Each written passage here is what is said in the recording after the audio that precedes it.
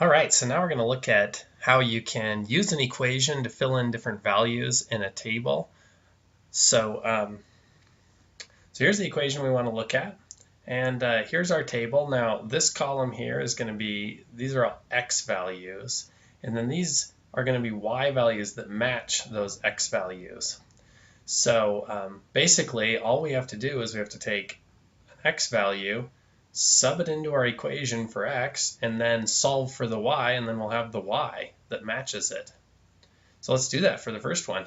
So first one, our x value here is going to be 2, and so we're going to put 2 into that equation for the x. 2 minus 3y equals 5. Okay, now we just have to get the y by itself, which amounts to solving for it, and then we'll sub it in there. So first thing here, it looks this extra thing being added or subtracted, that's always the easiest to get rid of. So let's subtract 2 from both sides of this equation. Now one thing that you'll note here is, yeah, there's a minus sign there, and it's very tempting to want to add 2, but that minus sign applies to the 3, right? This is actually a positive 2. Okay, so then after we subtract, positive 2 minus 2 is 0, they're gone. Negative 3y equals 3.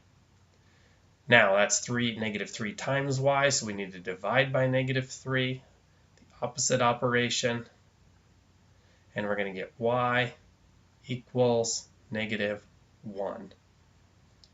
So there is the y value that matches 2. It's basically going to be the exact same process if we want to find this missing x value that goes with this y value, only now we're going to put 1 in for the y in the equation since it's a y. And so let's do that. So we're going to have x minus 3, and our y value is 1. So I like to sub them in parentheses,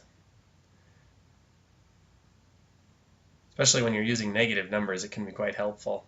And then we just simplify and solve for the x there. So it's going to be x minus, well, 3 times 1 is just 3. And then, so it's, since we're subtracting 3 from the x, we need to add 3 back to both sides. And then effectively that's negative 3 plus 3 is 0, right? So then we're just left with x on that side, and we're left with 8 on that side. So now we have found this is 8. And we can continue this process on down the table. Well, let's put negative 4 in. Now that's an x, right? So into our equation we're going to do negative 4 minus 3y equals 5. Because I haven't been doing this on the other ones, but it's helpful sometimes when you're solving equations to draw a line down through the equals, and whatever you do to one side, you've got to do it to the other. So I'm going to add 4 to both sides. Negative 4 and 4 is 0, so I'm left with negative 3y equals 9. Negative 3 times y equals 9, so we're going to divide by negative 3 on both sides. Effectively, those just cancel out and become 1, divide out and become 1.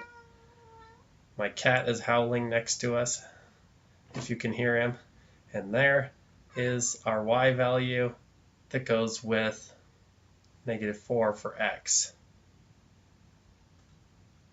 And we could keep doing this on down the table.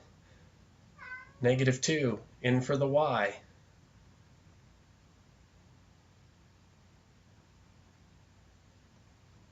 And I'm going to do these a little bit quicker here, but basically, so we have x plus 6 equals 5. Then I'll subtract 6 off of both sides and get x equals negative 1.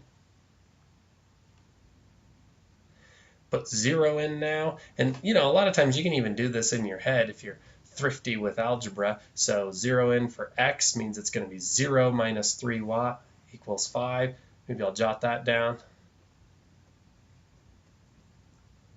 So you get y equals negative 5/3. and 0 in for the y here. We end up with x minus 3 times 0 equals 5. And so this is just gone, isn't it? That's a big 0, so x equals 5. All right. And so, another fun thing you could do, go to Desmos. This is like a little homework for you. Go to Desmos and key that equation in, and then type in all of these points. And it will be highly satisfying when you find out that all of these points actually sit right on that line. And that's how you'll know you've done it correctly.